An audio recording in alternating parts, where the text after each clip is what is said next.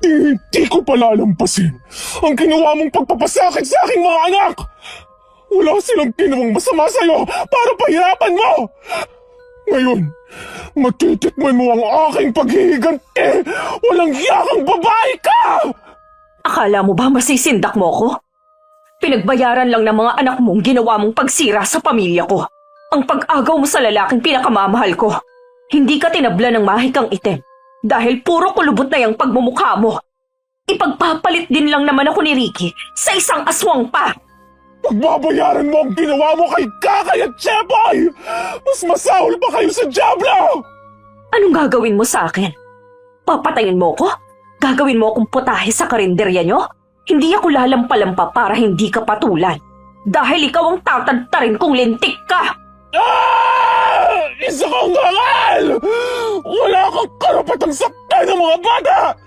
Ito ang sayo! Aray! Bitiwan mo kung animal ka!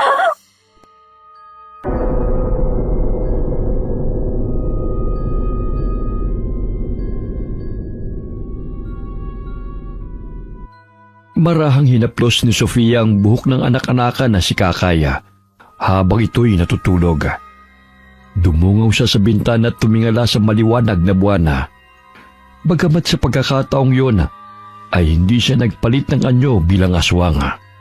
Sapagkat ang nooy galit na puso ay napalitan ng kasiyahan simula nang makilala niya ang dalawang bata. Kakalimutan ko ang aking nakaraan upang mabigyan ko kayo ng magandang buhay. Dahil sa inyong magkapatid, ay nagkaroon muli ako ng pag-asang pumangon at maging masaya. Maraming salamat sa inyo, Kakay, Cheboy. Nay, bakit gising ka pa? Ay, katatapos ko lang kasing tupiin tong mga nilabhan ko. Umiiyak po ba kayo, Nay? Ha? Ay, hindi Umikab lang ako kaya naluluha tong mata ko. Sige na, matulog ka na ulit. Maaga pa ang pasok mo bukas. Nanay Sofia, maraming salamat po sa pag-aalaga mo sa amin ni Jepoy. Kahit hindi ka namin totoong nanay, ngunit minahal at inalagaan niyo po kami. Nay, mahal na mahal ka namin. Huwag niyo po kaming iiwan, ha? Siyempre naman, mahal ko kayong dalawa. Kahit hindi man kayo nanggaling sa sinapupunan ko, palagi naman kayong nasa puso ko. Kaya nga mga anak ko kayo at hindi tayo magkakahiwalay. Dito ka sa gitna namin ni Jepoy matulog, Nay. Sige ba? Mahigpit na niyakap ni Kakay si Sofia at hinalik-halikan sa pisngi. Simula nang dalhin siya ng bata sa tinitira nilang barong-barong, ay itinuring na siya ng mga ito na nanay. Nagsumikap si Sofia na itaguyod ang pangangailangan ng dalawang bata. Kakay, gumising ka na. 6:00 na Maligo ka na. Pinag-init na kita ng tubig para hindi ka ginawin. Ang sarap pa sanang matulog, Nay. Hindi pwede yan, anak. Kailangan mong pumasok sa eskwela. Bumangon ka na. Baka mamaya mahuli ka pa sa klase. Nakapagluto na ako ng almusal, tsaka inihanda ko na ang babaunin mo rito. May trabaho ka ba ngayon, Nay? Ay oo, pero sinabihan ko si Lola Paz na 7:00 na ako makakapasok. Sila na muna ni Aling Inday ang magluluto ng ibang putahe sa karinderya. Ay, Nay, bago ko po makalimutan, wala na pala akong papel. Naubos na po kahapon. Bakit hindi ka nagsabi kagad? Eh di sana nabilhan kita kahapon. Nakalimutan ko po kasi. Sa susunod, kapag may kailangan ka, sabihan mo ako kagad, ha? Opo, Nanay. O siya, maligo ka na. Para naman makapag-almusal ka na rito. Ilang sandali pa'y nagising si Jepoy at bumaba sa katre na kanilang tinutulugan. 3 taon pa lamang ito, ngunit marunong na ang pagsabihan. Mabait siya kumpara sa ibang mga bata, lalo na kung busog ay walang problema. Aba, gising na pala ang poging bata, Halika, kumain ka na, Jepoy. Nay, ano po bang ulam? Pritong itlog tsaka hotdog. Tapos may ginawa akong pancake na babaunin mo. Ay, ang sarap niya na. Bilisan mo na ang paliligo para makakain ka na. Mamaya maubusan ka na naman ni Jepoy. Nay, tirhan mo ko. Napakalakas pa naman niyang kumain. Ayusin mo ang paliligo riyan, ha? Pinagtabi na kita ng almusal at babaunin mo. Mamaya may mga bula pa yung buhok mo katulad kahapon. Opo. Natatawa na lamang si Sofia dahil pasilip-silip sa banyo si Kakay sa takot na maubusan siya ng pagkain ng bunsong kapatid. Tapos na po akong maligo, Nay. Oh, magbihis ka na. Nasaan na yung almusal ko? Hala, parang inubos na ni Jepoy ah. Meron pa. Di ba sinabi kong pinagtabi na kita? Ang siba pa naman niya sa pagkain. Parang palagi na lang gutom. Hayaan mo na siya. Mabuting ang kumakain Kesa magkasakit, mas malaking problema pa yun. Nay, hindi ka na ba babalik sa dati mong tinitirhan? Bakit mo naman yun naitanong, anak? Natatakot po ako. Baka kasi iwanan mo rin kami katulad ng totoong nanay namin. Hindi na. Tsaka hindi ko kayo iiwan, no? Kahit makulit kayong dalawa, kayo ang dahilan kung bakit ako masaya araw-araw. Basta nanay ha, ipangako mong hindi mo kami iiwan. Ayoko na pong magpagala-gala sa lansangan. Tapos tinataboy ng mga tao at palagi kaming nagugutom. Hindi mangyayari yun. O sige na, kumain ka na rito. Kung ano-ano na naman ang iniisip mong bata ka. Alam ni Sofia kung ano ang pinaghuhugutan ni Kakay sa takot na muling iwanan sila sa lansangan. Marahan niyang sinuklay ang buhok ng anak at nilagyan ng hair clip. Ayan, ang ganda-ganda mo na Oh, mag-aalas 7 na. Mag-iingat ka sa pagtawid sa kalsada, Kakay, ha? Opo, Nay. Uy, Jepoy, huwag ka magpasaway kay Nanay Sofia, ha? Bawasan mo rin ang katakawan sa pagkain. Mamaya pumutok na yung tiyan mo. Mabait naman tong si Jepoy, Oh, parang kaklase mo yun, Sumabay ka na sa kanya. Ay, oo, si Jessica. Sige, Nay, alis na po ako, ha? Matamis na halik ng bata ang dumapo sa pisngi ni Sofia bago ito umalis ng bahay. Malapit lamang ang karinderyang pinagtatrabaho niya sa paaralan, maging ang maliit na bahay na tinitirhan nila. Iha, nakapagluto na ako ng adobo at nilaga. Nakapagsaing na rin ako. Pero hinahanap-hanap talaga ng mga suki yung sisig at kaldereta na luto mo. Pasensya na po kayo, Lola. Mabuti na nga lang po at bumalik na ang gana ni Jepoy sa pagkain Kahapon, ayaw talagang kumain dahil may sinat. Ayos lang yon, Iha. Pwede naman nating paggawan ng silid tong karinderya Para dito na kayo tumirang mag-iina kasama ko. Nang sa ganun hindi ka na mahirapan pa na magpalipat-lipat. Luma na rin yung barong-barong na tinitirhan nyo Talaga po ba, Lola? Kung hindi po kalabisan tatanggapin ko po ang alok nyo sa akin. Matanda na ako, Sofia, at wala ng pamilya. Ang lupang kinatatayuan ng karinderyang to Parte ko pa sa lupang pinaghatian naming magkakapatid. Marami-rami na tayong mga suke dahil nasarapan sa mga luto mo. Hindi magtatagal aasenso ka, Iha. Mabait kang bata. Kaya sa'yo ko naiiwan ng karinderya. At ang lupang ito kapag namatay na ako. Kayo na naging pamilya ko buhat na makilala ko kayo. Lola, magkakasama pa po tayo ng matagal. Palalaguin pa po natin ang karinderya na magkasama. Alam mo, Iha, sa dinami-dami ng pamangking kong natulungan ni isa sa kanila walang nakaalala na bisitahin man lang ako. Yan siguro kung wala ka ng silbi. Dahil nakapagtapos na sila sa pag-aaral at nagkaroon ng kanya-kanyang trabaho. Ginugol ko ang buong buhay ko sa pagtatrabaho nun sa ibang bansa. Hindi na ako nagkaroon ng pamilya dahil sa pagtulong ko sa kanila. Pero ngayon wala na sila at hindi man lang ako kinukumusta. Lola, nandito kami ng mga bata para samahan ka. Malaki po ang pasasalamat ko sa inyo dahil binigyan niyo ako ng trabaho. Kung lumago man ang karinderyang to, dahil yan sa sipag mo. Pwede na nga gawing maliit na restaurant ito eh. Eh, pwede po, Lola. Lalo na't pinaliligiran tayo ng mga gusali. Mabuti nga po, hindi niyo ipinagbili ang lugar niyo eh. Ang ganda ng pwesto ng restaurant kung sakali. Sinabi mo pa, Iha. Magaling ka pa namang magluto. Lalo na ang sisig. Dinadayo talaga ng mga mamimili. 5 minuto na lang maluluto na pala to. Tamang-tama sa pananghalian. Sa susunod na linggo paparenovate ko tong karinderya. Para naman bago sa paningin ng mga tao. Eh, opo, Lola. Magandang ideya nga po yan. Lumipas ang 2 buwan ng pagpapagawa ng karinderya. Naging mini-restaurant na ito at may malaking karatula ng Paz Restaurant.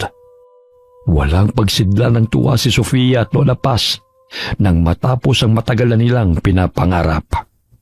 Lola, ang ganda po ng restaurant. Yung mga itinuro niyong ibang putahe sa akin, pagbubutihin ko pa po. Pangako, tutulungan ko kayong palaguin ito. Matanda na ako, Iha. At ikaw na ang nagmamanage sa restaurant na ito.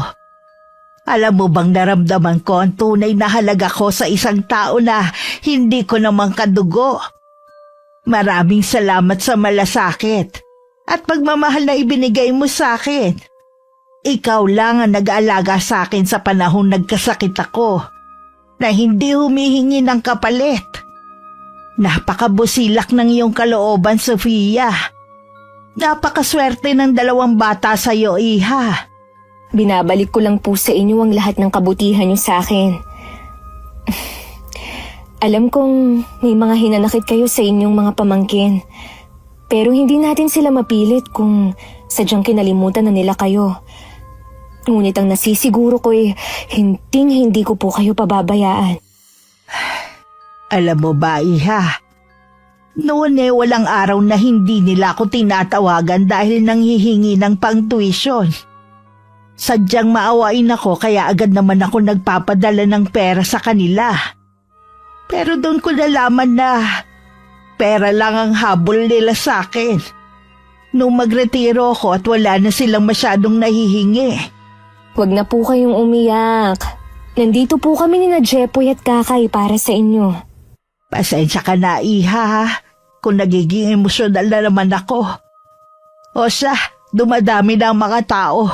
Tutulungan na kitang mag-serve ng pagkain. Dinigsa ng mga parokyano ang restaurant. Karamihan sa kanilang mga suki ay mga driver. Bukod sa mura, ay masarap pa ang putahe at pasok sa budget. Samantala, mahigit 1 taon nang nakakalipas ng huling magkita sina Sofia at Ricky. Ngunit patuloy pa rin niyang hinahanap ang dating kasintahan.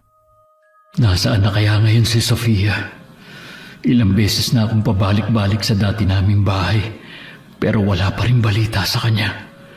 Kahit nagpatulong na ako kay Vincent na hanapin siya, wala pa rin nakakakita sa kanya.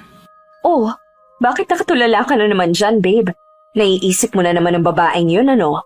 Akala mo ba hindi ko alam na palagi kang wala sa shop? Pagod ako, Lisel. Kaya pwede ba tigilan mo na ang pagtatalak? Minsan ka na nga lang umuwi rito sa bahay. Hindi mo pa magawang sabayan kami sa pagkain ni Maddie. May pamilya ka na, Ricky. Bakit mapilit mo pang hinahanap ang babaeng yon? Ilaan mo na lang ang oras mo sa amin ng anak mo. Hindi pa ba kami sapat upang maging masaya ka? Walang patutunguhan ang usapang ito, Lisel. Kung oras lang naman ang pinag-uusapan dito, naibigay ko naman sa inyo ni Maddie. Ano pa ba ang gusto mong gawin ko? Gusto kong bumalik tayo sa dati. Yung masaya tayo na wala kang iniisip kundi kami lang ni Maddie. Sa anak natin, hindi nagbago ang pakikitungo mo. Pero sa akin, nanlalamig ka na. Ricky, mahal na mahal kita. Hindi ko kakayanin na mawawala ka sa akin. Huwag ka nang umasa na maibabalik pa sa dati ang nararamdaman ko sa iyo, Lisel. Nagpapasalamat ako na dinugtungan mo ang buhay ko. Ngunit hindi pa rin nawawala sa isipan at puso ko ang lahat ng panahon na ipinagkait mo sa akin na makasama kong tunay kong pamilya. Namatay si nanay na labis ang pag-aalala sa akin. Ni hindi ko man lang siya nayakap. Nabuhay ako sa katauhan ng ibang tao. Ayon sa kagustuhan mo. Saan ka na naman pupunta, Ricky? Bumalik ka rito! Doon na muna ako sa guest room magpapahinga.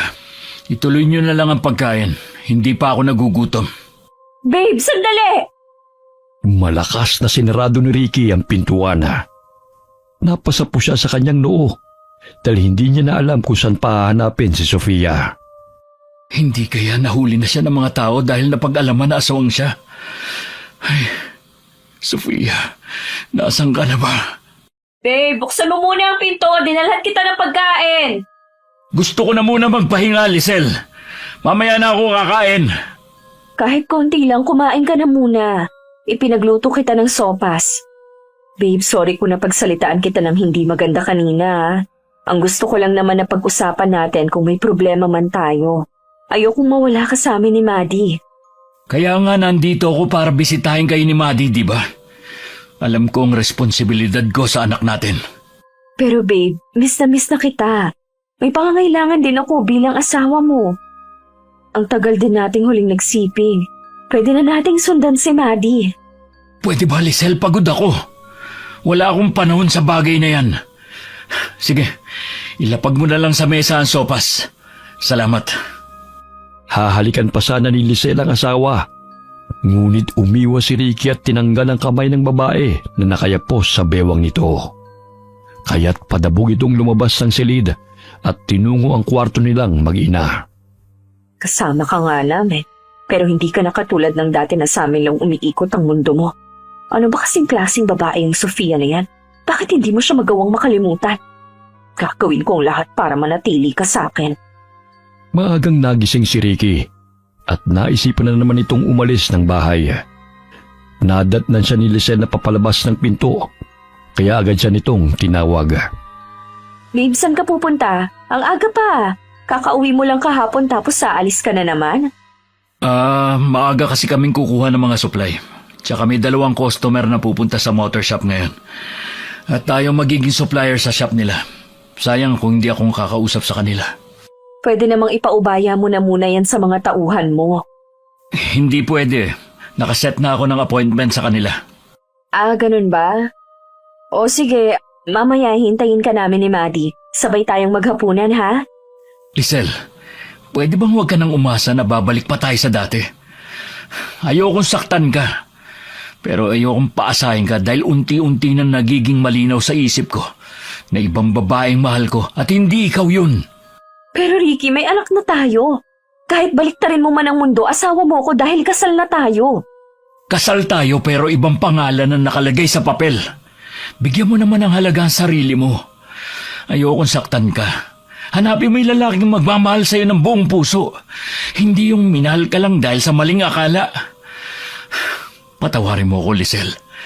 Kahit anong pilit ko, hindi ko talaga magawang mahalin ka ayon sa kagustuhan mo. Hindi ko kakalimutan ang pagiging ama ko kay Maddie. Bakit hindi mo ako diretsuhin? Makikipaghiwalay ka na ba sa akin? Oo, Lisel. Dahil ayokong saktan ka at paniwalain na mahal kita.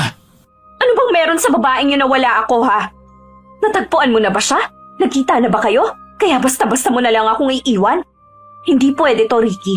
Hindi ko hahayaan na mawala ka sa amin ni Maddie. Hindi kita mahal, Lisel. Patawarin mo ko. Ayokong paasahin ka sa bawat araw na magkasama tayo. Bumalik ka rito, Ricky! Dahil sa inis ay inihagis ni Lisel ang tasa ng kape sa sahig. Nanginginig ang buo niyang katawan dahil hindi niya kayang palayain ang lalaking minahal at masira ang pamilyang kanyang binuo. Dumaan sa motor shop si Ricky. Ngunit matapos na makausap ang 2 customer na kikitain, ay napagdesisyonan niyang maglibot-libot sa mga lugar kasama ang kanyang driver na si Vincent. Bukod sa paghahanap ng maliliit na shop na maaari nilang maging customer, ay nagbabaka sakali rin siyang makita si Sofia sa mga baryo. Nakaramdam siya ng gutom, kaya saglit silang napahinto sa maliit na restaurant. Sandali lang. Parang pamilyar ang lasa ng sisig na to. Hindi kaya si Sofia nagluto nito? Eto palang libreng sabaw, iho. Kain lang ng kain, ha? Lola, masarap po ang putahe na niluluto nyo rito. Pwede ba malaman kung sino nagluto nitong sisig at kaldereta? Talagang masarap ang mga putahe rito, iho. Lola, ako na po rito. Magpahinga na ho kayo. Sofia, ikaw? Ricky? Anong ginagawa mo rito? Magkakilala kayo? Sige, mag-usap na muna kayo riyan. Asikasuhin ko na muna ang ibang mga customer. Lola, magpahinga na po kayo. Ako na pong bahala rito. Sofia, pwede ba kita makausap? Yung tayong dalawa lang. Marami pa po akong gagawin, sir. Pero kung gusto niyong dagdagan yung ulam, ikukuha ko kayo. Hindi yun, Sofia. Gusto ko lang makausap ka na masinsinan. Pakiusap, kahit saglit lang. Karne ng baka at baboy ang kinakain mo. At hindi tao. Malinis ang niluluto namin dito kung yan ang gusto mong malaman. Hindi naman yan ang ibig ko sabihin eh. Kahit saglit lang, gusto kita makausap. Ang tagal kitang hinanap kung saan ako nagpunta. Wala na tayong pag-uusapan pa, Ricky. Nagbagong buhay na ako. Sige na, marami pa akong gagawin. Hindi na napigilan ni Ricky na yakapin ang dating kasintahan sa kabila na alam niya na ang tunay nitong pagkatao. Bitiwan mo ako! Hindi na akong dating Sofia na kakilala mo! Nay, inaaway ka ba ng lalaking yan? Uy, Manong, huwag mong saktan ng nanay ko! Umalis ka rito, alis! Nanay? Anak mo siya? Paano nangyari yun? Halika na, anak. Gutom lang siya kaya napagkamalan lang niya akong kakilala niya. Puntahan mo na si Jepoy. Maglaro na muna kayo ron, ha?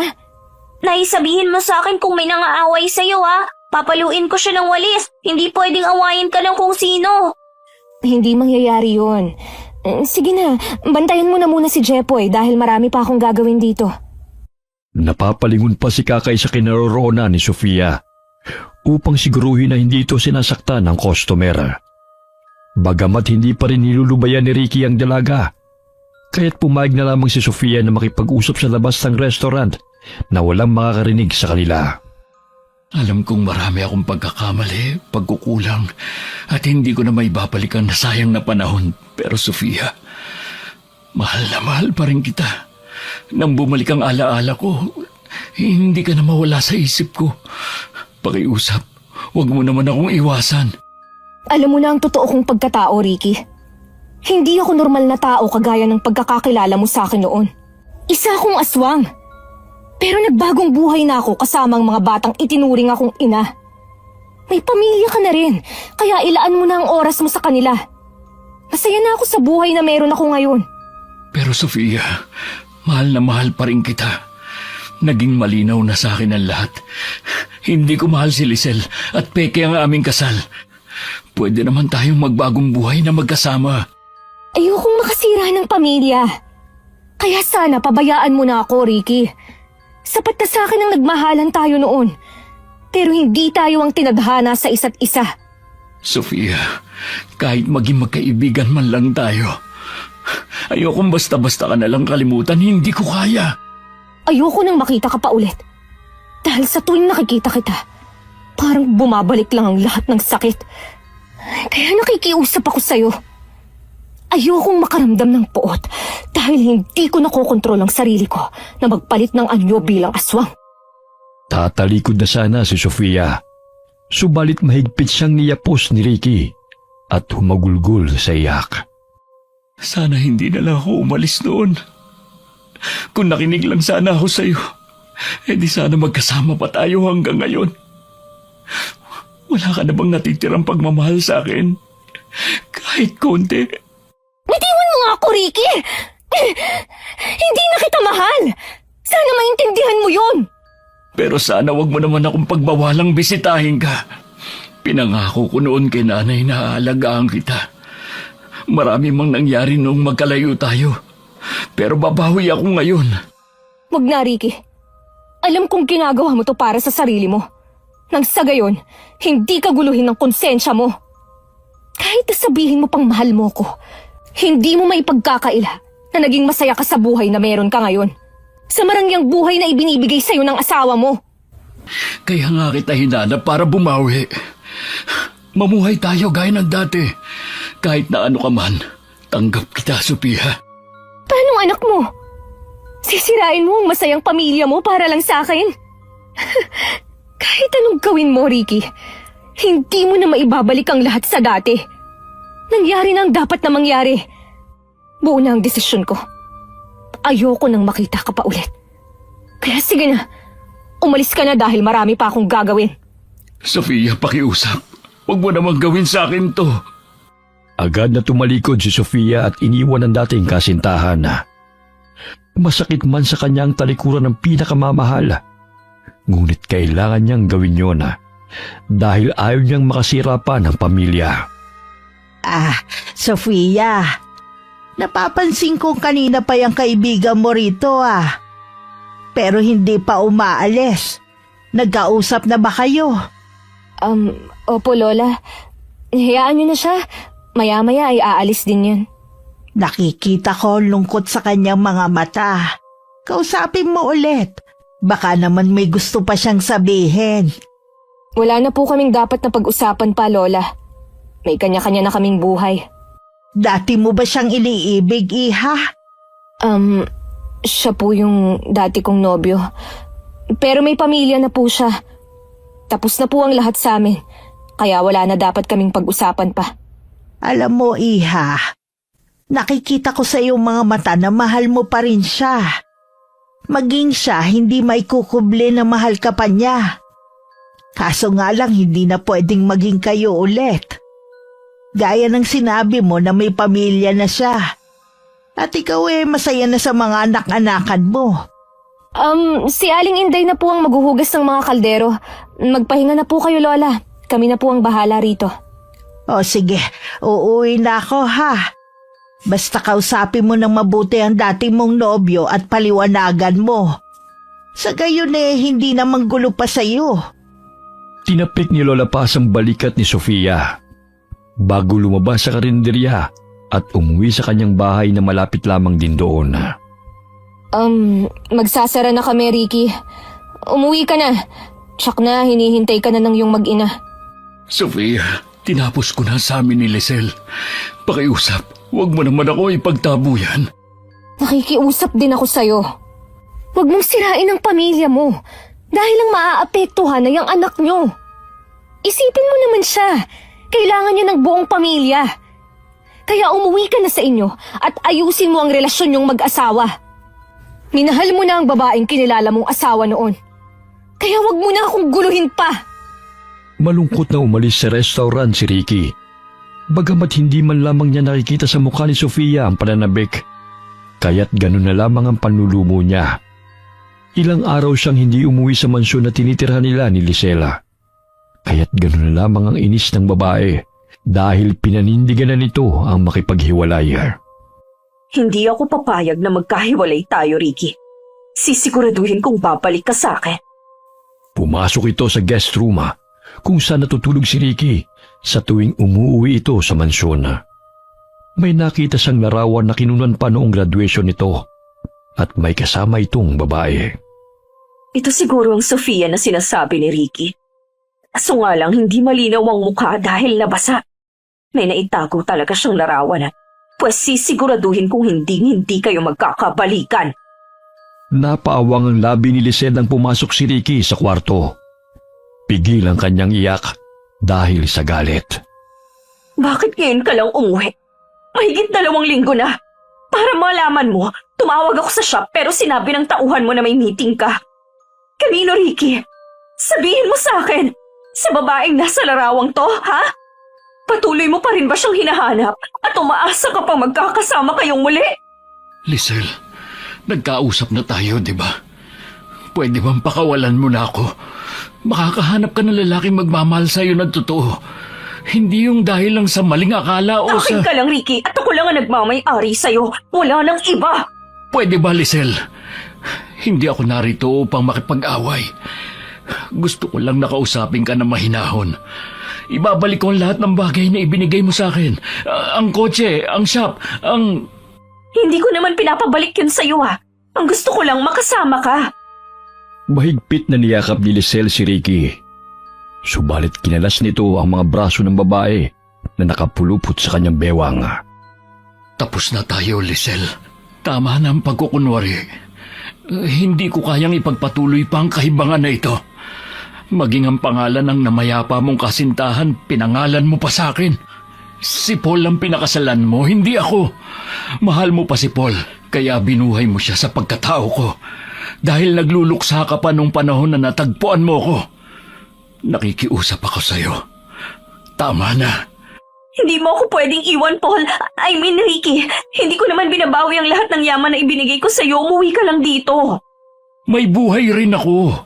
Hindi mo ako manika na kailangan mong pasunurin sa kagustuhan mo. Paano si Maddie, ang anak natin?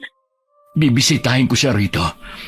Hindi ko kakalimutan ng responsibilidad ko sa kanya bilang ama niya. Pero hindi ko na magagampanan na maging asawa mo, Lisel. Ricky! Ibinalik ni Ricky ang lahat ng ari-arian na ibinigay sa kanya ni Lisel.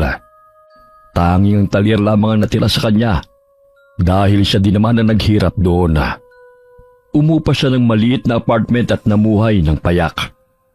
Halos mabaliw si Lisel sa paghahanap kay Ricky kung saan ito naroon. Klingid sa kaalaman ng babae na gumagawa na ito ng paraan upang muling mapalapit kay Sofia.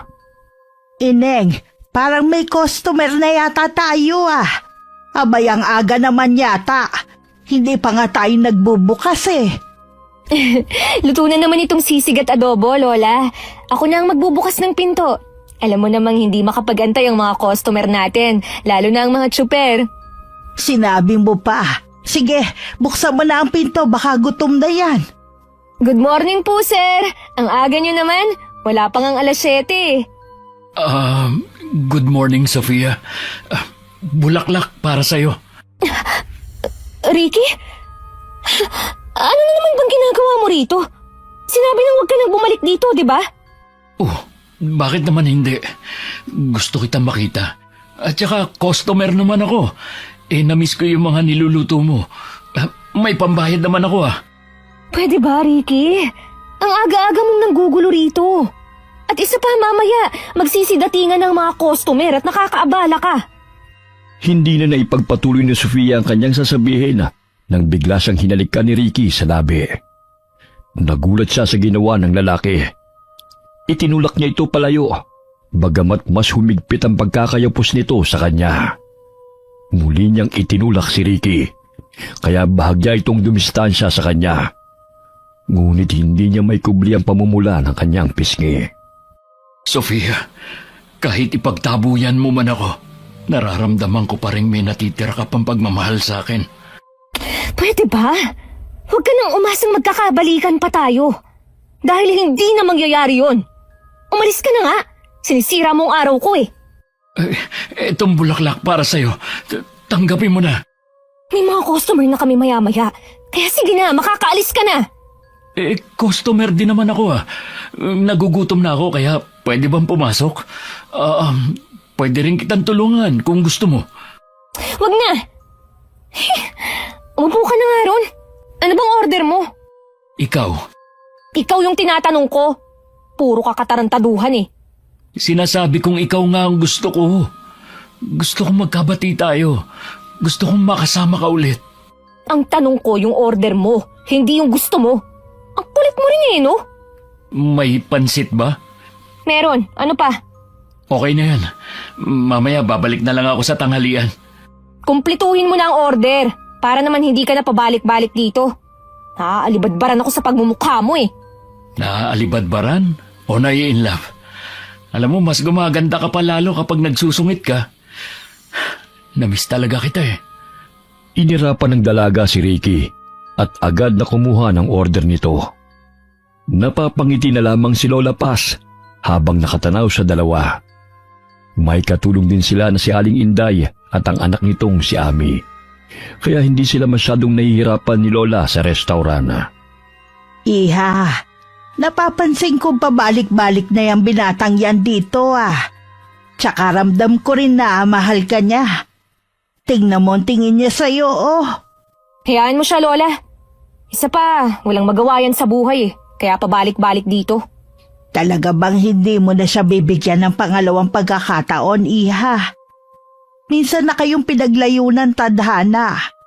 Baka naman may rason kung bakit kayo nagtagpo ulit.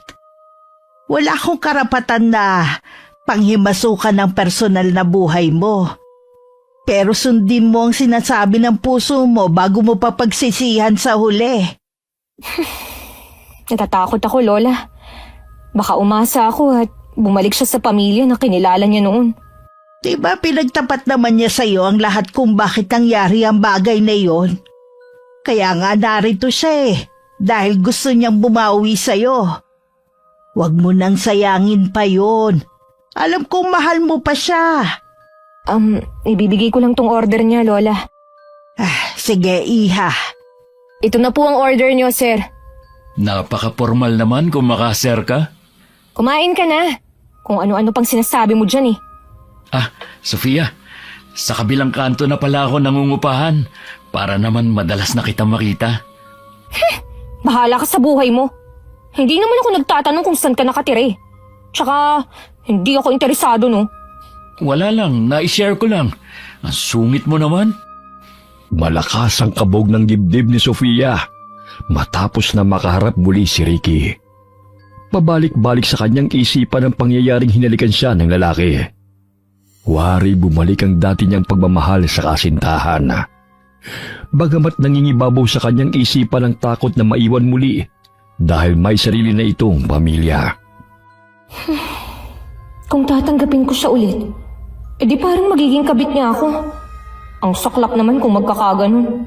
Aswang na kabit ba ang tawag sa akin? Uy, ayoko. Ba, lalim naman ang iniisip mo ah. Gusto mo bang tulungan na kita sa pagliligpit? Pwede ba? Umalis ka na nga rito. Makakatulong ka kung umuwi ka na. Sus, tulungan na nga kita riyan. Akin na nga yung mga pinggan, ako na magdadala sa lababo. Huwag ka nang masungit dyan ha. Nagulat sila nang biglang may pumasok na babae sa restaurant na wari gustong sugurin si Ricky. Dito ka lang pala nagpupunta. Kung saan-saan na kita hinanap. Nasaan ang babae mo, ha? Nasaan ang kabit mo? Ano ba, Lisel? Huwag kang magskandalo rito, nakakahiya. Mabuti ba umalis ka na? Sumama ka sa akin. Pumasok ka sa kotse ngayon din. Tapos na tayo, Lisel. Hindi mo na maaaring kontrolin ang buhay ko.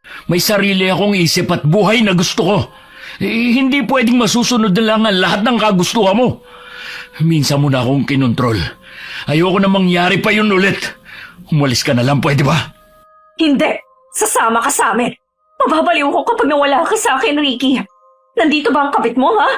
Iharap mo siya sa akin. Ricky! Umalis ka na, Lisel. Nakakaabala ka na sa mga taong kumakain. Hindi ako papayag na mapunta ka sa iba, Ricky. Sisiguraduhin kong magiging miserable ang buhay ng sino mang mga aagaw sa'yo. Mawalang galang na sa'yo, Eneng, ha?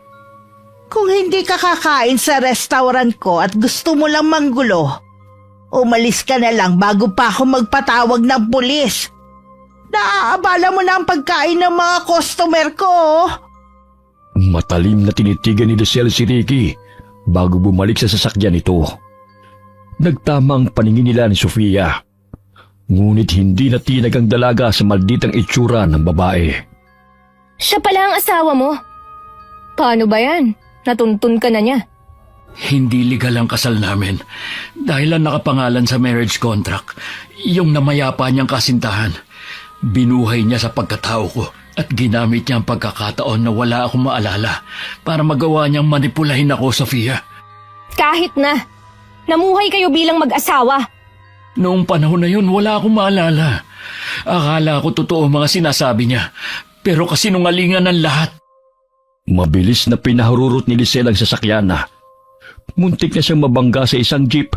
Mabuti na lang mga ibigla siyang nakapreno. Hindi ako papayag na iiwan mo ko, Ricky. Babalik ka sa akin at mabubuo muli ang ating pamilya. Alam kong ang babae sa litradong to ang kinababaliwan mo. Pues papatayin ko siya para bumalik ka sa akin. Umuwi siya sa mansyon at inutusan ng mga katulong na maghanap ng mambabarang o mangkukulam kapalit ng malaking halaga. Wala pang 2 araw ng paghahanap ay nakatagpo ang katulong nila sa liblib na baryo na kilalang si Ka Abner. Isang matandang kubang lalaki na halos hindi naliligo at maalam sa itim na mahika. Agad na ipinagbigay alam ng katulong sa kanyang amo at magkasama nilang pinuntahan ng manggagamot. Grabe, ang baho naman ng lugar na to.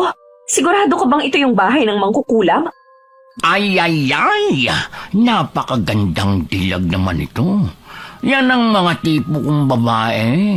Napakakinis at napakabango. Grabe, napakabaho naman. Hindi ka ba naliligo, tanda? Hindi talaga ako naliligo, Ineng. Dahil yan ang makakapagpalakas ng kapangyarihan ko. Huwag mo nang problemahin kung naliligo ako o hindi. Ano ba ang pakay mo, ha? Gusto kong pahirapan ng babaeng nasa litrato na yan. At ang lalaking yan ay gusto kong bumalik sa akin. Gayumahin mo para muli niya akong mahalin. Nabura naman ang mukha ng babae sa litrato, ha? May malinaw ka bang larawan dyan? Ay wala, tanda. Basta gawin mo na lang ang lahat upang pahirapan yan. Babayaran kita ng malaking halaga. Hindi ko magagawang pahirapan siya ng direkta sa pisikal. Kung ganitong hindi malinaw ang kanyang mukha, ngunit sa emosyon, magagawa ko. Sa pamamagitan ng pagpapahirap sa kanyang mga mahal sa buhay. Ay.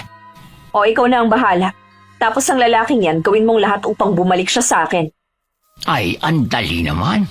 Ito, ipainom mo sa taong gusto mong gayumahin para maging patay na patay siya sa'yo. Sa loob ng sunod-sunod na 7 araw na walang mintis. Parang ipot ng kambing to ah. Baka naman imbis na mahumaling sa akin, mamatay siya. Gusto mo bang balikan kanya? Oo. O, di ipainom mo yan sa kanya. Huwag nang mareklamo pa. Hindi yan ipot ng kambing. Halamang gamot yan na may sangkap na luha ng butiki at pinatuyong dugo ng mag-asawang uwak. Luha ng butiki? Kailan pa umiyak ang butiki? Ipainom mo na lang yan at huwag nang magreklamo. Binugahan ng hininga ni Ka Abner ang litrato. Nalanghap ni Lisel ang hininga ng matanda, kaya't napaubusan sa sobrang baho. Pati si Pilyo hindi nyo nagagawa? Huwag mo akong pakialaman sa paraan ng pagpapalakas ko ng aking kapangyarihan at panggagamot. Gusto mo bang gawin ko ang kagustuhan mo o umalis ka na lang dito? Gawin mo ang utos ko! Ay kung gayon, tumahimik ka dyan. Ang ingay mo eh. Pinunit ni Ka Abner ang litrato at binugahan ng paulit-ulit ng mabaho niyang hininga ang larawan ni Sofia. Binudburan niya ito ng abo na kinuha pa sa garapona at isinalang sa ibabaw ng itim na kandila. Ilang sandali umusal siya ng mga kataga. Maaari kang maging ako kung papayagan mong pumaloob ako sa katawan mo. Kung gusto mong ikaw mismong papatay sa mga taong kinamumuhian mo, yun ay kung tatanggapin mo ang kapangyarihan ko. Gusto kong maging malakas para patayin ang sino mang hahadlang sa amin ng mahal ko. Pero ayoko namang maging kasing baho mo, tanda. Kaluluwa at kapangyarihan ko ang papasok sa katawan mo, hindi ang katawan ko. Basta kasing lakas mo, ayos lang. Huwag lang kasing baho mo. Sa oras ng pangangailangan mo sa labang ito, dahil hindi natin nasisiguro na hindi lalaban ang kanilang panig. Ikaw na ang bahala riyan. Basta pahirapan mong babae na yan, tanda. Itong paunang bayad. Kulang to, Neng. Babalikan kita para sa susunod na bayad kapag nasimulan mo ng pahirapan siya. Hindi sapat ang pera. Ano pa ba ang dapat? Dadagdagan ko yan kapag nagawa mo ng pinag-uutos ko. Di mo pa nga nagagawa kahit isa eh. Ang pag-aalay ng kaluluwa ang siyang magpapalakas sa ritual. Bumalik ka rito sa araw ng Martes. Sa gayon, ikaw mismo magsasagawa ng ritual. Maaari ka nang umalis sa ngayon. Huwag mong kalimutan na ipainom niyang ibinigay kong tableta sa taong gusto mong mabaliw sa'yo. Bakit pa ako babalik rito? Hindi mo ba kayang gawing mag-isang pinapagawa ko? Ay! Di ba gusto mong pahirapan ng isa rito? Kailangan ng presensya mo sa gagawing ritual dahil ikaw may kahilingan na pahirapan siya, di ba? Ang iyong buot ang siyang magpapalakas sa kapangyarihang itim na aking papakawalan. O siya, sige. Aalis na ako ngayon dahil hindi ko na kaya ang baho ng amoy sa lugar na to. Dali-daling lumabas ng kubo ang babae. Hinatid siya ng tingin ng matandang lalaki na nakangisi pa at nanlilisik ang mga mata. Samantala, napapadalas ang pagkikita ni na Sofia at Ricky. Bagamat hindi pa rin naging kampante ang dalaga na tanggapin muli si Ricky sa kanyang buhay. Nay, sino bang lalaki na yon? Bakit palagi kanyang inaabangan? Kakilala ko. Gusto lang na makipag-usap. Nay, baka kukunin ka niya sa amin ha. Huwag kang sumama sa kanya. Hindi niya ako kukunin. Kayo na ang pamilya ko, di ba? May pupuntahan ba kayo? Sumakay na kayo dito sa tricycle. Kailan ka pa namasada? Ngayon lang, ihatid ko na kayo. Saan ba ang punta ninyo? Hindi na. Sasakay na lang kami ng tricycle. Mamaya pa dadaan ng mga yun. Huwag na kayong mahiya, libreng sakay naman to eh. Dahil sa pagpupumilit ni Ricky, pumayag na lamang si Sofia. Ilang sandali na pahawak si Kakay sa tiyan nito dahil nakaramdam ng kirot. Maya-maya'y nagsuka ito. Aray, Nay! Ang sakit ng tiyan ko!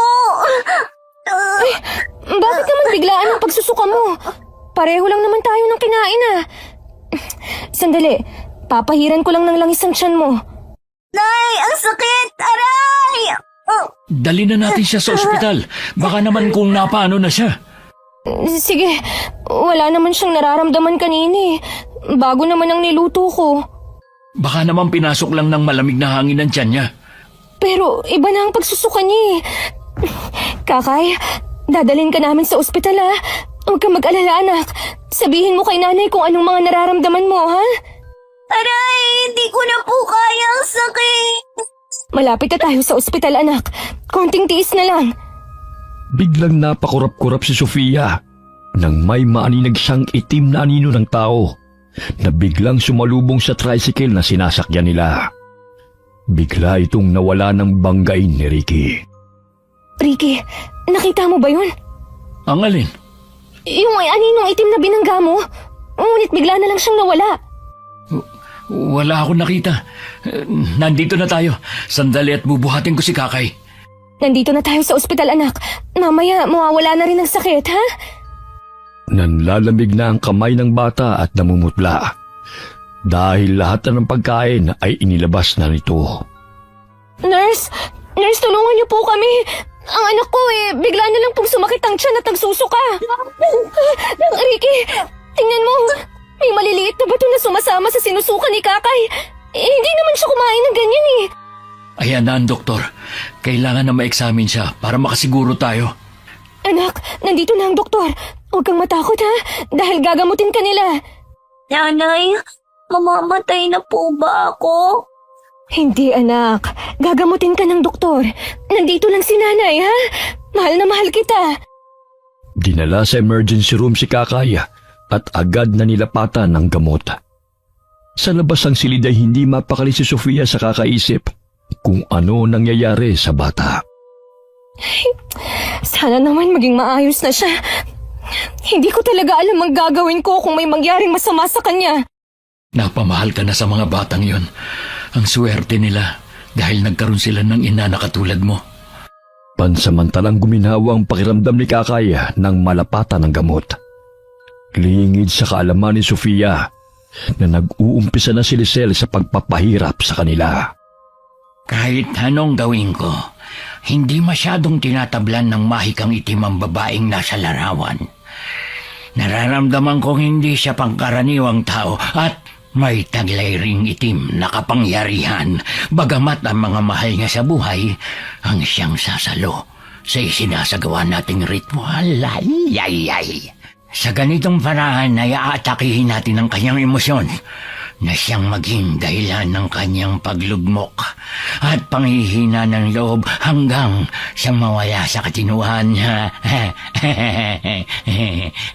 Ay sige, tusukin mo na yung karayom at lagyan ng mga bato ang tiyan niya. Bakit kailangang ako pa ang gumawa nito? Bakit hindi na lang ikaw? Hindi ba binabayaran kita ng malaking halaga, tanda? Kung gusto mong maging epektibo ang pagpapahirap mo sa kanya, kailangan na gawin natin itong magkasama. Pagkatapos ng 3 Martes at Biyernes, ay maaari mo nang gawin itong mag-isa dahil ang kapangyarihan ko ay papaloob sa iyo. O sige, kung ito ang paraan na bumalik sa akin si Ricky. Ngunit hindi ko pa rin siya natatagpuan. May paraan ka ba para magkita kami? Ay pahanap mo. Mangkukulam ako, hindi ako detective. Ang kaya ko lang gawin, gambalain ang kanyang isipan. May pagkapilosopo ka ring matanda ka, no? Gawin mo na lang ang lahat ng mga nalalaman mo para bumalik na sa akin ang lalaking mahal ko. Kailangan mong ipainom sa kanya mga tabletas na yan sa loob ng 1 linggo habang sinasagawa natin ang ritual. Ilagay mo sa tubig o ano mo ang pagkain niya. Sa gayon, hindi ka na niya tatantanan. Siya na mismo ang magmamakaawa sa iyo na makipagbalikan. Hindi ko pa nga siya natatagpuan eh. Parang daga kong magtago. Pinagpatuloy ng matandang mangkukulam ang pag-usal ng orasyon habang isinasalang ang 2 litrato sa apoy sa pulang kandila. Pinapatakan din niya ng natutunaw na kandila ang larawan ni Sofia, kaya't bahagyang nakaramdam ng pag-init ng katawan ng dalaga. Aray! Ang sakit ng katawan ko. Parang umiinit ang mga kalamnan ko. Gusto mo ba ng tubig? Sandali, ikukuha kita. Pakikuha ng langis sa bag ko. Kakaiba ang nararamdaman ko ngayon. Hindi ko naman ito nararamdaman dati. Noon, ang nunal lang sa aking likod ng kumakati. Ngunit ngayon, ang buong katawan ko na ang mahapti. Heto, ako na magpapahid ng langis sa katawan mo. Ano bang nangyayari sa akin? Baka may allergy ka. Namumula ang balat mo. Sandali, tatawagin ko lang ang doktor. Hindi. Parang sinusunog ang laman ko. Ayan. Nawawala kapag pinahira ng langis. O hari ko'y kinagamitan ako ng itim na kapangyarihan. Nararamdaman ko ang negatibong enerhiya sa paligid. Maging ikaw, mag-iingat ka, Ricky. Dahil hindi ka rin ligtas. Itim na kapangyarihan? Anong ibig mong sabihin? Hindi lahat maipapaliwanag ng siyensya. May mga pangyayaring hindi ka panipaniwala na dulot ng itim na kapangyarihan. Katulad ko, nagmula ako sa angkan ng mga aswang.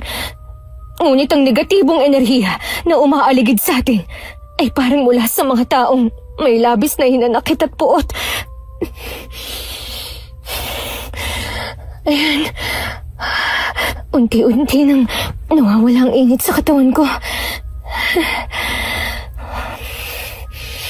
Alam mo na rin naman na hindi ako normal na tao gaya ng pagkakakilala mo sa akin dati.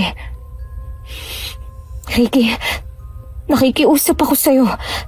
Sana walang makakaalam nito, lalo na ang mga bata. Ayokong matakot sila sa akin. Hindi naman ako nagpapalit ng anyo bilang aswang dahil masaya ako nakapiling sila. Siguro, pinaglayo tayo noon dahil hindi ako normal na tao. Nanggaling kami ni nanay sa angkan ng mga aswang na manggagamot. Kaya nga lang, umalis kami sa kabundukan dahil tinugis kami ng mga tao sa pag-aakalang si nanay ang pumatay sa bata. Hindi kami masama, Ricky. Sa katunayan, mabuting aswang si nanay at tumutulong siya sa mga may sakit. Ayoko rin naman na maging aswang Ngunit wala naman akong magagawa kundi tanggapin na lang ang katotohanan na nagmula ako sa lahi ng mga aswang. Kahit mapaaswang ka man, multo o engkanto, hindi pa rin naaalis sa akin na mahal kita, Sofia. Ikaw pa rin ang babaeng sumuporta sa akin at walang inisip kundi ang kapakanan ng iba. Maraming nagmamahal sa'yo kahit sino o ano ka pa dahil sa kabutihan ng puso mo. Nabasag ang kanilang pag-uusap ng lumabas ang doktora. Sinabi ng doktor na normal ang laboratory ni Kakaya. Ngunit laking pagtataka nila kung bakit nagkaganoon ang bata. Nakatulog na ito at maaari nang ilipat sa ward. Ay, salamat naman kung ganun. Baka bukas makakauwi na rin kami. Teka, tatawagan ko lang si Lola Paz para hindi na yun mag-alala. Tsaka si Jepoy, iniwan ko lang kanina kay Aling Inday Hello, Lola? Hindi po kami natuloy ni Kakay sa pamamalengke. Nandito kami ngayon sa ospital dahil bigla pong sumakit ang tiyan niya at nagsuka. Kumusta na siya? Ayun, nakatulog na po siya. Nalapatan na po ng gamot eh. Gusto ko sanang makausap ka ng personal. Papupuntahin ko ngayon dyan si Ami at umuwi ka rito. May sasabihin lang ako sa iyo na importante. Tungkol saan po ba yan, Lola? Basta sasabihin ko sa iyo kung nandito ka na sa bahay. Sige ho. Oh, parang may problema din sa bahay niyo ah. Nag-aalala nga ako eh. Doon na lang ni Lola sasabihin sa akin pag nakauwi na ako. Papunta rito si Ami para bantayan muna si Kakay. Nandito lang ako para sa'yo. Pinisil ni Ricky ang kamay ng dalaga at tipid na napangiti. Batid niyang kinakabahan ito dahil sa malamig ang palad ni Sofia. Sandali, parang may lumalabas sa ilong mo, Ricky. Parang may kumakalaw. Aray! Ano ba to? Uod! Ricky, uod nga! Ha? Bakit may lumalabas na uod sa ilong ko? Etong panyo, suminga ka! Binarang ka, hindi ako nagkakamali. Dahil sa itim na anino na umaaligid kanina at negatibong enerhiya na nararamdaman ko. Meron pa ba?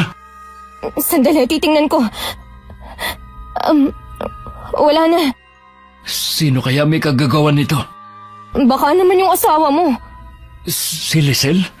Ay, may iba ka pa bang asawa? Wala. Pero wala siyang alam sa mga ganitong bagay. Aalamin natin yan. Maghahanap ako ng mga halamang gamot, pantaboy sa mga masasamang enerhiya. Samantala, napasigaw si Lisel nang mapansin na nilagyan ng matandang mangkukulam ng uod ang litrato ni Ricky. Hoy, tanda! Gusto mo pang barangin si Ricky? Tignan mo, nilalagyan mo na ng ungkod yung larawan niya. Pasensya na, Ineng. Medyo malabo na kasi mga mata ko eh. Ayusin mo naman, tanda. Mapapatay mo pa si Ricky imbis na mahumaling sa akin. Dampian mo ng halik ang larawan ng lalaki at bumulong ka ng 3 beses ng kahilingan mo. Ginawa ni Lisel ang utos ng matandang lalaki at muling ibinalik kay Ka Abner. Pangising inilagay ng matanda ang litrato ni Ricky sa tubig at pinalutang-lutang. Aray! Sandali! Parang sakit ng ulo ko. Ano nangyayari sa'yo, Ricky? Nanunumbalik si Lisel sa isipan ko. Hindi maaari ito. Ano nangyayari sa akin? Si Lisel, gusto ko siyang makita. Hindi maaari ito. Alam kong ginagamitan ng itim na kapangyarihan si Ricky. Kailangan kong gumawa ng paraan upang huminahon siya. Bawang, tama. Kailangan kong makahanap nun upang ipainom sa kanya. Sa gayon ay humina ang kapangyarihang itim na bumabalot sa kanya. Aray! Ang sakit ng ulo ko. Paulit-ulit kong naririnig ang boses ni Lisel na umaalingaw sa aking pandinig. Napansin ni Sofia na papalapit si Ami, kaya't inutusan na muna niya itong bumili o maghanap ng bawang. Sinunod naman ng dalagita ang utos niya. Hinawakan niya sa kamay si Ricky upang kumalma ito. Aray! Sandali lang, Ricky, ha? Alam ko na ang nangyayari sa'yo. Kinukulam ka. Kailangan nating maghanap ng pangunahing lunas. Ilang sandali pa'y dumating si Ami dala ang bawang na pinabili ni Sofia. Mabuti na lamang at meron sa kantin ng ospital, kaya hindi na ito nahirapan sa paghahanap. Pinisa niya ang 2 pirasong bawang at inilagay sa kalahating baso ng tubig. Inumin mo muna to, Ricky. Mabisang gamot to panlaban sa kung anumang itim na enerhiya na dumapos sa iyong katawan. Ubusin mo, ha? Sige, akin na. Patid kong napakalakas niya. Kailangan nating makahanap ng kukontra kung sino man siya. Hindi ko siya kaya. Dahil ang tanging alam ko lamang ay ang mga simpleng pangontra laban sa barang at kulam o anumang itim na kapangyarihan. Ami, ikaw na munang bahala kay Kakay, ha? Akin na pala ang pinadala kong dahon ng atis. Ilalagay ko sa ilalim ng higaan at una niya. Huwag mong aalisin to, ha? Tumango ang dalagita at sinunod ang bilin ni Sofia. Umalis sila sa ospital ni Ricky at umuwi sa kanilang tinutuluyan. Pagdating nila sa karinderya, nadat na nila si Lola Paz na nagsisindi ng kandila sa altar nito. Iha, Napakalakas ng mahikang itim na pabalik-balik rito. Nararamdaman ko siya. Kaya nagsagawa ako ng orasyon upang lubayan niya si Jepoy. Lubayan si Jepoy? Bakit, Lola? Anong nangyari kay Jepoy? Umiiyak ang bata dahil sa labis na takot. Nadatnan kung gusto niyang kunin si Jepoy. Alam mo bang sa pamamaraan nun bibigyan niya ng malubhang karamdaman ng bata hanggang sa mamatay. Hindi ko alam kung bakit niya ito ginagawa. Ngunit alam kong matindi ang puot sa puso ng taong may kagagawan nito.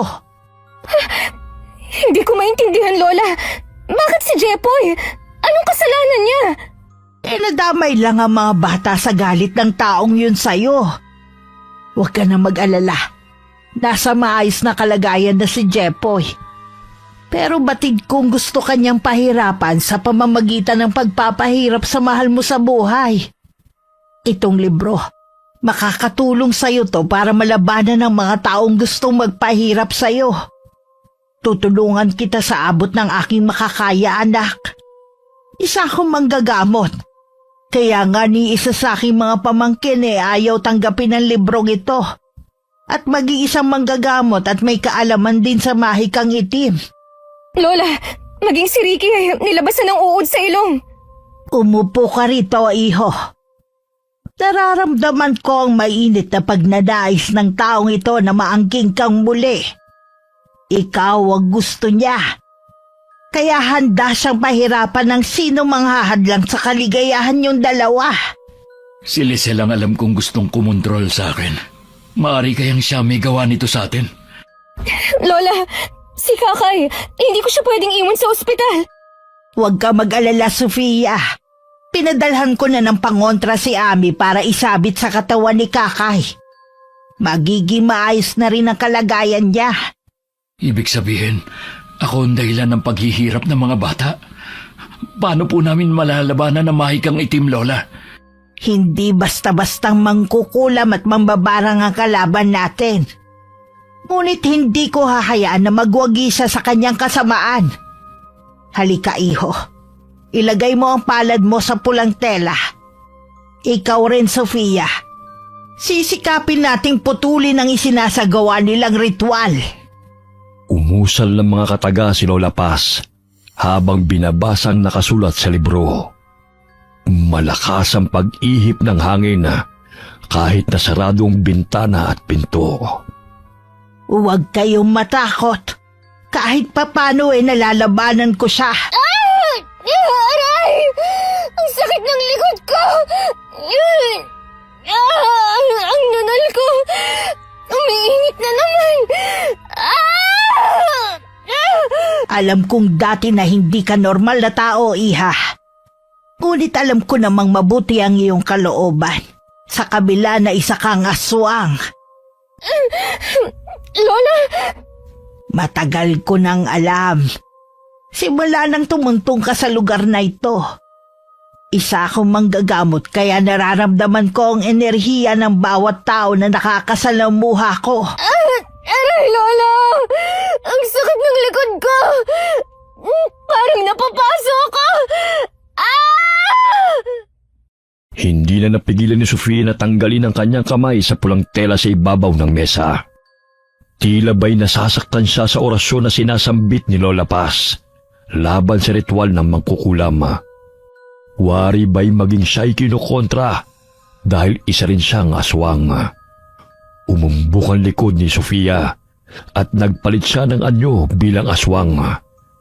Ilang sandali nawalan siya ng malay at unti-unting nanumbalik sa normal niyang anyo bilang tao. Lola, si Sofia, ano nangyayari sa kanya? Hindi niya nakayanan ng orasyon na panlaban sa itim na mahika. Masasanay din siya. Tuturuan ko siya upang maging malakas. Sa gayon hindi siya basta-bastang magagapi ng kalaban.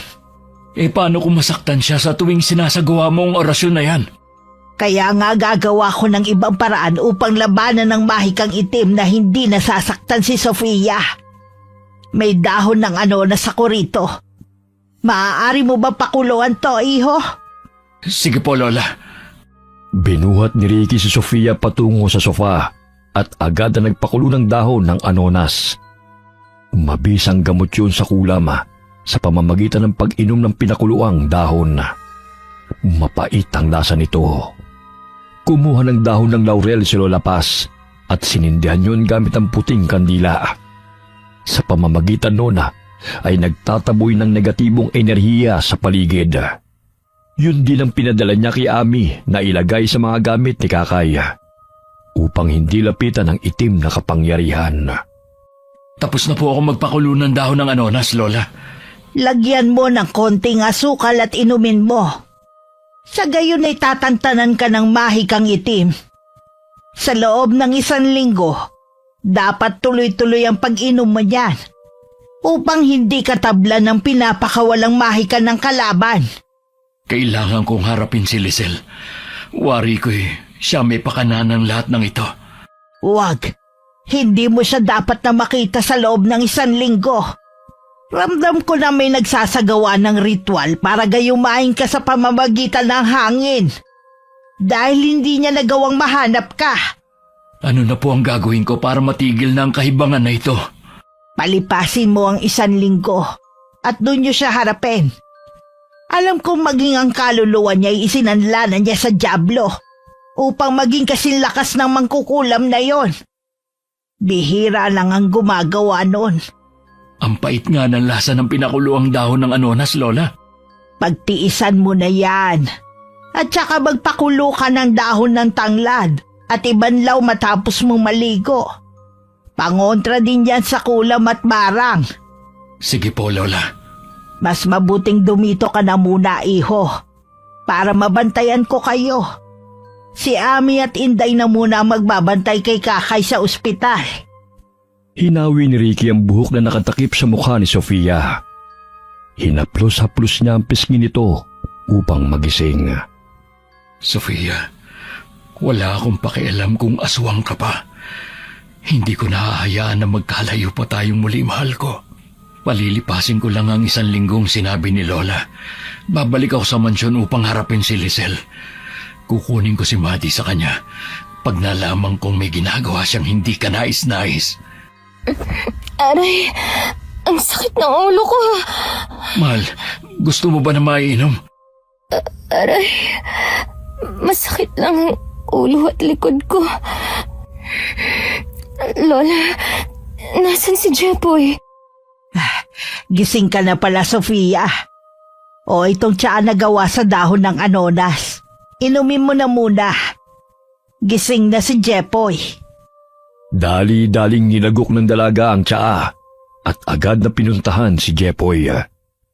Nadatnan niyang kumakain ito at napangiti sa kanya. Jepoy, ayos ka lang ba, anak? Pasensya ka na kung wala dito si nanay kanina. Mahal na mahal ka ng mga bata. Ang swerte nila dahil ikaw ang kumupkup sa kanila. Mapalad ako dahil nakilala ko sila. Nabigyan muli ako ng pag-asa upang magsimulang muli. Kaya hindi ko hahayaan nasaktan sila ng kahit sino. Hanapin ko ang taong nagpapakawala ng itim na kapangyarihan. Hindi ako matatahimik hanggat hindi ko siya nakakaharap. Lalong-lalo na tinamay niya sa kawalang-yaan niya ang buhay ng mga anak ko. Patawarin mo ako, Sofia. Alam kong ako ang punot dulo ng lahat ng ito. Pangako, aayusin ko to. Hindi na kailangan na magsisihan pa tayo. Ang dapat nating gawin ay puksain ang makasariling may gawa nito. Hindi ko siya titigilan hanggat may inosenteng buhay siyang dinadamay. Nakakapanibago ang itsura ni Sofia kapag nagagalit. Aswang nga siya dahil namumulat ng lilisik ang kanyang mga mata. Hindi na gaya ng dati na napakaamo ng kanyang mukha. Iba rin siyang magalit kapag naaagarbyado ang mahal niya sa buhay. May problema ka ba sa mukha ko, Ricky? Ha? Wala. Ngayon lang kasi kita nakitang nagkakaganyan. Seryoso at galit. Sinabi ko na sa'yo na hindi ako katulad ng dati na nakilala mo. Hindi na ako yung pasweet, malamping, at kayang api-apihin ng kung sino. Kaya kong pumatay, Ricky. Sofia, wala namang ganyanan. Huwag kang mag-alala. Hindi ako pumapatay ng inosenteng tao. Yung mga walang hiya at halangang kaluluwa ang pinapatos ko.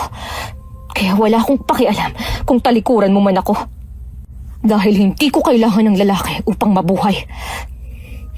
Matapos ang misyon kong harapin ng mangkukulam at ang tao sa likod ng pagpapahirap nito sa atin, pwede mo na akong iwan ulit. Hindi na ako takot na iwanan dahil nasanay na ako sa bagay na yon. Hindi nagbago ang pagtingin ko sa'yo, Sofia. Mas lalo mo pa akong napabilib dahil lahat kaya mong gawin para sa mga taong mahal mo. Naging matapang ka lang ngayon.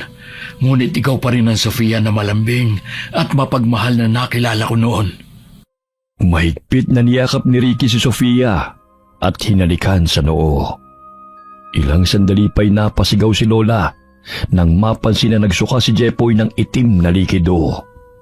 Hindi talaga tumitigil ang mga walang yang to. Pakikuha ang balahibo ng manok sa aparador, Sofia. Yung pinatuyo ko kahapon. Anong nangyayari kay Jepoy, Lola?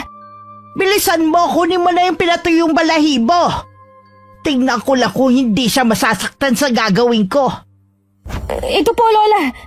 Hawakan mo si Jepoy, iho. Inuubos talaga ng mga yun ang pasensya ko eh. Umiiyak na hinawakan ni Sofia ang ulo ng bata. Nagsusuka ito ng malapot na likido. Walang ano-ano'y malakas itong pumalahaw nang tusukin ni Lola ang daliri nito sa paa. Akin ang kaluluwa ng batang ito. Wala na kayong magagawa upang pigilan ako. Dahil inalay siya sa akin ng matandang mangkukulam. Siya ang singilin mo sa lahat ng kahilingan niya. Hindi yung inosenteng batang to. Akin siya. At hindi mo ko mapipigilan, tanda. Iho, iabot mo sa akin ng garapon na may abon ng insenso at asin. Lagyan mo rin ng ulo ni Jepoy. Itigil mo yan, tanda. Lahat ng kaluluwa niyo'y pinaubayan ng matandang mangkukulam sa akin, kapalit ng kapangyarihan. Hindi mo na ako mapipigilan sa gagawin ko sa batang ito. Hindi mo makukuha ang anak ko! Sila ang singilin mo dahil sila ang may utang sa'yo! Kinuha ni Sofia ang langis na Biyernes Santo na benditado at ibinuhos sa ulo ni Jepoy. Ano yan? Bakit napapaso ako? Hindi kayo magtatagumpay sa kasamaan niyo! Sila ang singilin mo, hindi kami! Lola, natigil na ang pagsusuka ni Jepoy. Matamlay na ang katawan niya. Ano na ang gagawin natin ito? Aray! Jepoy, bitiwan mo ko! Jepoy, anak! Bitiwan mo ang Tito Ricky mo! Ikaw, babae! Alam mo ba ikaw ang dahilan kung bakit naghihirap sila ng ganito? Dahil napakalandi mo! Mang-aagaw ka! Kung sino ka magsumanib sa katawan ng anak ko, lubayan mo siya! Wala siyang kasalanan! Kung galit ka sa akin, ako na lang ang parusahan mo! Bumalik ka pa talaga, ha? Itong sayo! Aray! Tigilan mo yung paghahampas sa akin! Ano ba yan? Titigil lang ako kung aalis ka sa katawan ng aking apo. Huwag mo kong pilitin na patayin kita ngayon. Alam kong hindi ka na ang diablong sumanib sa apo ko kanina, kundi ang mangkukulam na nagpapahirap sa apo ko. Muling kinuha ni Lola ang garapon na may lamang insenso at asin at binudbud sa katawan ni Jepoy. At paulit-ulit na hinampas ng buntot ng pagi ang katawan nito. Kahit na mahina ang paghampas sa katawan ng bata, wari impit na palahaw ang pinapakawalan ng sumanib sa katawan nito. Maya-maya'y nanghina na naman ang katawan ni Jepoy at umiyak. Jepoy, anak, andito si nanay. Itali mo muna ang pulang tela na may sangkap na halamang gamot kay Jepoy. Sa gayon hindi na muling bumalik ang sumanib sa kanya. Napakalakas nila. Ngunit alam kong nasaktan ko sila. Hindi ko sukat akalain na mangyayari itong muli matapos ang 3 dekada. Lola, Handa na po akong tanggapin ang alok niyo na maging manggagamot. Kung noon ay pinagwalang bahala ko ang kagustuhan ni nanay, dahil gusto kong mamuhay ng payapa. Ngunit kung kaligtasan ng aking mga anak ang nakasalalay, ay buong puso ko na pong tatanggapin na maging isang manggagamot. Kahit ako'y isang aswang. Halos lumuwa ang mata ng matandang mangkukulam na si Abner sa sakit na kanyang naramdaman. Sa tanang buhay niya noon lamang siya nakasagupa ng malakas na kalaban. Wari bumalik sa kanyang sakit na pinadapo niya sa batang si Jepoy. Kung mamamatay ito, ay may alay siyang kaluluwa sa Diyos-Diyosan niyang Diablo. Ineng, mukhang natalo tayo ng kalaban. Ngunit hindi pa huli ang lahat. Dahil mas lalakas ang puwersa natin kung papayag kang magkaisa tayo. Anong ibig mong sabihin?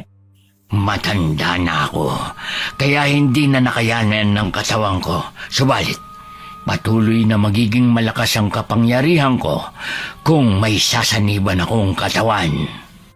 Hindi na nag-atubiling sumanib ang matandang mangkukulam sa katawan ni Lisel.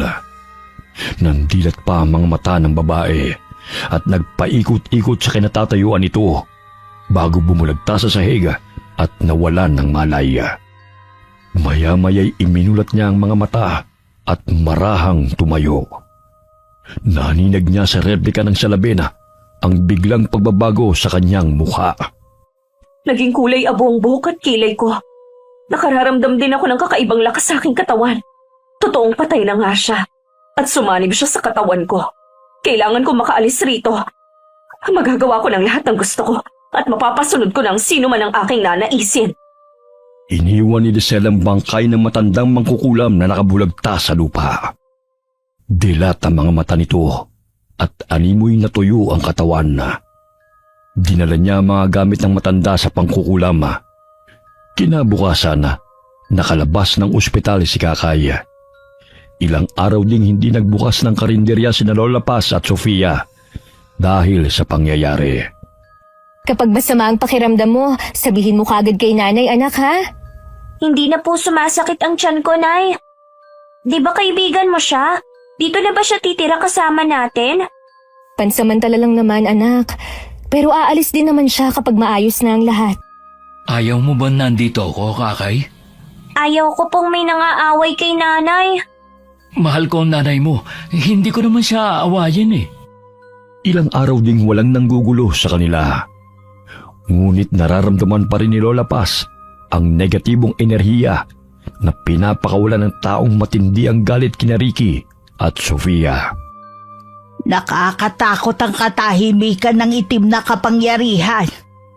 Nararamdaman ko mas lalo siyang lumakas. Wari ko'y pumanaw na ang katawan ng mangkukulam. Pero nananatili ang kapangyarihan nito sa ibang katauhan. Ano na ang gagawin namin upang matalo siya? Kailangan yung buwagin ng ritual sa pamamagitan ng pagkuha ng anumang bagay na kanyang dinasalan at sunugin ang libro na kanyang pagmamay-ari. Nakasaad sa libro ng libreta ang bagay na yan, Iha. Kailangan kong aralin ang librong to upang matalo ko siya. Kawawang mga anak ko kung patuloy niyang pahihirapan. Bukas pupunta ako sa mansyon. Bibisitahin ko si Maddie at mamanmanan ko ang kilos ni Lisel. Mag-iingat ka, Iho. Itong halamang sangkap na naging batong mutya laban sa mangkukulam. Dalhin mo to upang maging pananggalang sakaling makaharap mo ang taong nagsasagawa ng ritual. Maraming salamat po, Lola. Pwede ba akong sumama sa'yo, Ricky? Gusto ko rin kasing makasiguro kung ang babaeng yun ang may kagagawa ng lahat ng ito. Mahal, ayoko masaktan ka. Ako na ang tatapos nito. Sasamahan kita! Baka mapano ka pa ron. Tsaka ayokong tumunganga na lang dito at... O sige na nga, samahan mo na ako. Huwag kang mag-alala. Kahit sa labas lang ako ng bahay niyo. Gusto ko lang talagang malaman kung ang dati mong asawang may pakana ng lahat. Magkasamang pumunta sa mansyon sina Ricky at Sofia. Hindi mapapansin ang takot sa mukha ng dalaga, kundi ang kagustuhang malaman kung sino ang tao sa likod ng pagpapahirap sa kanyang pamilya. Huminto ang taksi sa tapat ng mansyon at agad silang bumaba. Nandito na tayo, mahal. Dito na lang ako sa labas maghihintay. Pero dumidilim na. Baka mapano ka rito. Masayos nga eh. Kaya kong sarili ko. Kaya wag mo akong alalahanin. Pinapasok ng katulong si Ricky matapos niyang mag-doorbell. Naiwan si Sofia sa labas at nagkubli sa mga halaman. Nagsumbong ang katulong kay Ricky. Nakakaiba na ang kinikilos ni Lisel. Nakakatakot at hindi na nito inaasikaso si Maddie. Dumiretso siya sa kwarto ng babae. Tumambad sa paningin nito ang altar na pinalilibutan ng itim na kandila. Kailan ka pa nahilig sa ganitong theme? Mukhang horror room na itong kwarto mo ah. Mabuti at bumalik ka, babe. Alam mo, ang tagal kong hinintay ang pagbabalik mo. Nasasabik na ako sa'yo, Ricky. Bakit ganito tong kwarto mo? Ang kalat. Tsaka parang ang daming abubot na mga sungay. Itong libro, ano to? Huwag mong pakialaman yan, babe. Halika sa kama. Alam kong miss mo na ako. Saan ka ba nanggaling? Bakit ang tagal mo nagpakita sa akin? Ayun ang libro. Totoong sinabi ni Lola na pumaloob sa katawan ni Lisel ang kapangyarihan ng mangkukulam. Kailangan kong hanapin ang bagay na dinasalan ng ritual para mapawalang bisa ang kapangyarihang itim na sumusubaybay sa amin. Oh babe, bakit nakatulala ka na riyan? Sabi ka na bang maangkin muli ang katawan ko? Naghubad ng damit si Lisela, kaya't kitang-kita ni Ricky ang kabuuan ng kanyang katawan. Napasandal siya sa altar kung nasaan ang libro, kaya't nilapitan siya ni Lisela at dahan-dahan siyang hinahalik-halikan sa leeg habang kinakalas ang butones ng kanyang polo. Namilog ang mga mata ni Ricky nang masipat ng kanyang paningin ang punit na litrato sa itaas ng librong itim na may nakapatong na itim na kandila. Kaya't pasimple niyang kinuha yun habang abala si Lisel sa paghalik sa kanya. Susunugin na sana niya ang litrato nang pigilan ng babae ang kanyang kamay. Bitawan mo yan. Bakit hindi ka na lang magpakasaya sa piling ko, babe? Akin na yung litrato na hawak mo. Anong gagawin mo rito? Lumang litrato na to ah. Gusto ko nang mawala na ito. Ang gusto ko, punuin ng mga larawan natin ang buong mansyon. Ang dapat dito, sunugin. Wag! Huwag mong gawin yan!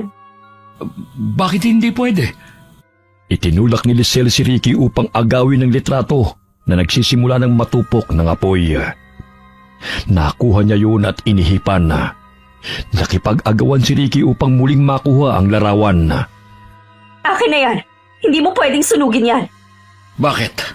Dahil gusto mo kaming pahirapan? Alam kong nakipag-ugnayan ka sa mangkukulam, Lisel. Hindi ka magtatagumpay sa kagustuhan mo. Nandilat ang mga mata ni Ricky nang biglang namula ang mga mata ng babae.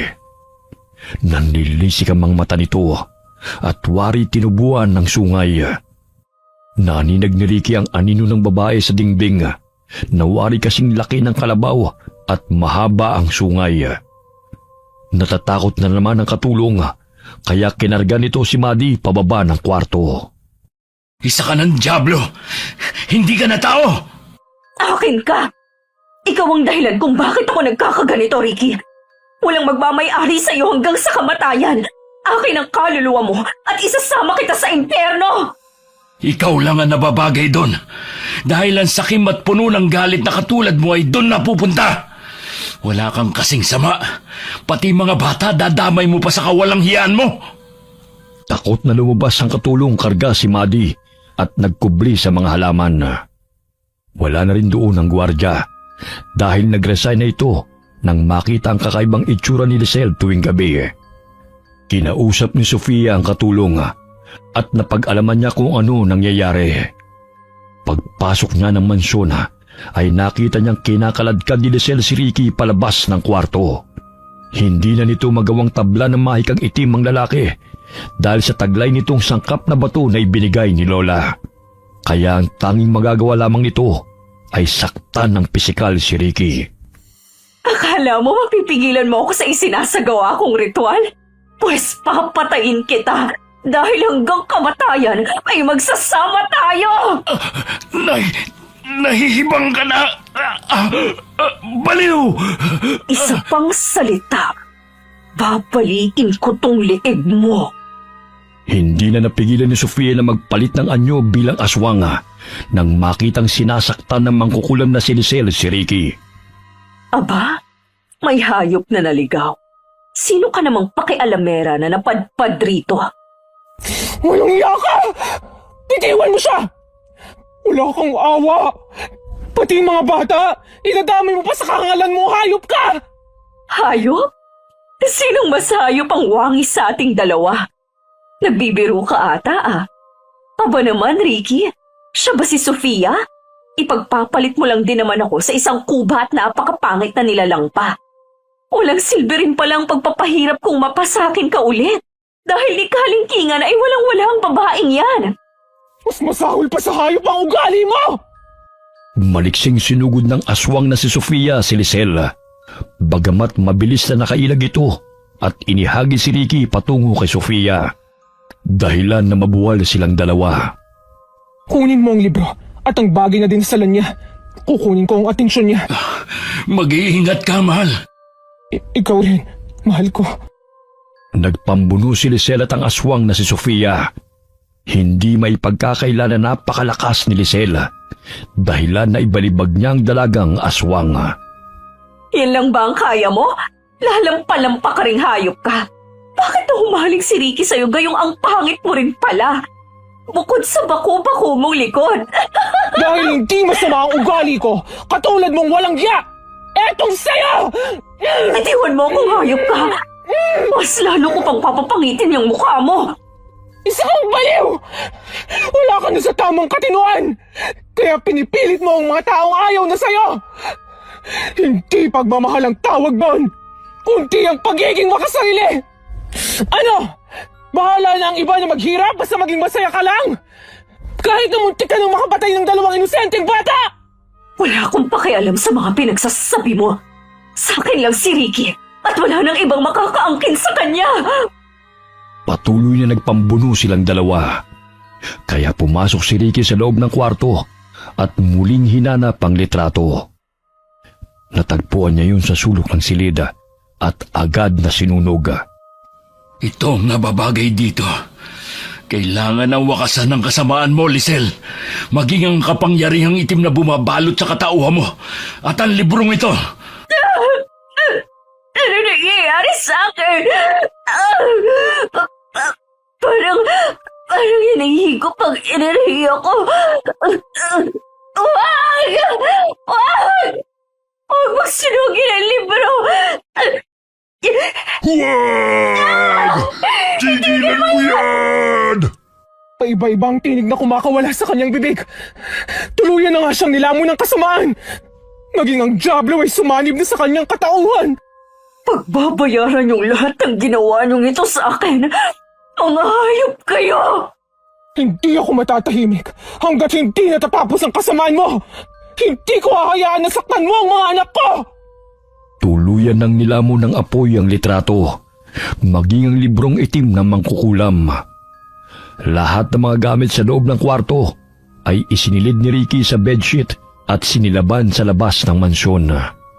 Hanggang sa maging abo ang lahat ng mga gamit na mangkukulam. Nangingisay sa sahig ang babae dahil lumalabas ang mga aninong itim sa kanyang katawan. Unti-unti nang nilisan ng masasamang elemento ang katawan niya. Talagang binenta niya ang kaluluwa niya sa kasamaan para makapaghiganti at maangkin ka, Ricky. Kahit kailan, hindi mananalo ang kasamaan, mahal ko. Ayan, nanumbalik na ang kagandahan mo. Maraming salamat sa lahat ng tulong mo. At sorry sa lahat ng mga problemang ibinigay ko sa'yo. Tingnan mo siya, Ricky. Parang may kinakausap na naman. Pero nararamdaman kong wala nang negatibong enerhiya sa paligid. Nawala siya sa tamang pag-iisip. Ikaw bang babae ng mahal ko? Ibalik mo si Paul. Namatay siya ng dahil sa'yo. Ikaw na malinding babae ka.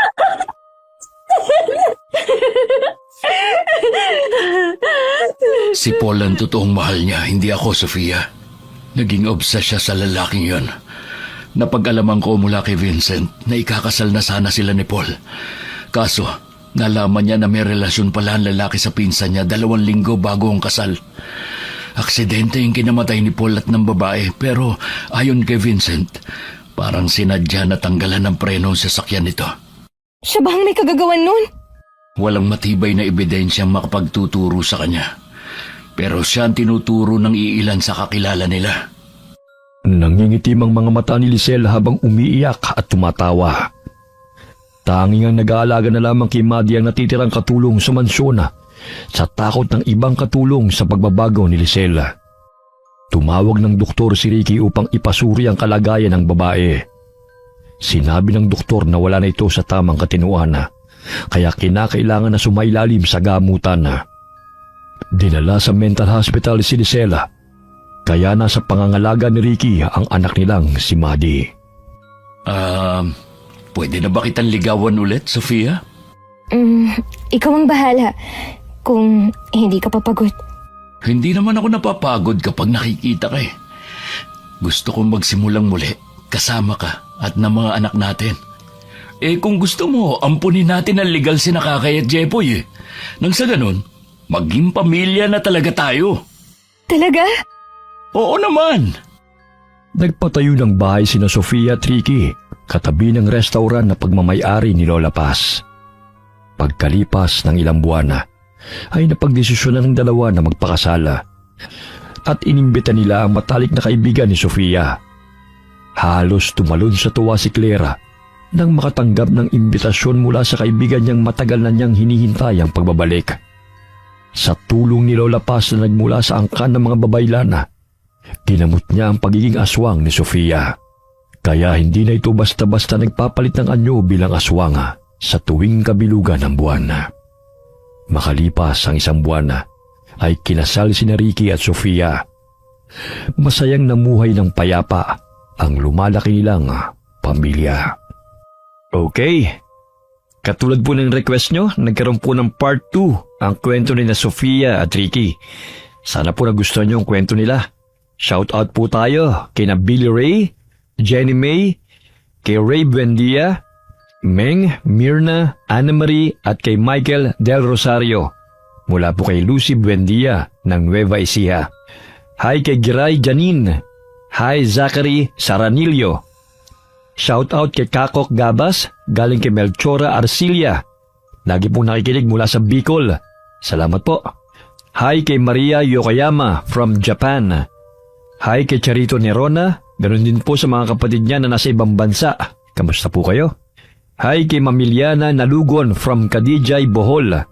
Shout out kina Yoyon and Dylan Pisquera from Tambulig, Zamboanga del Sur.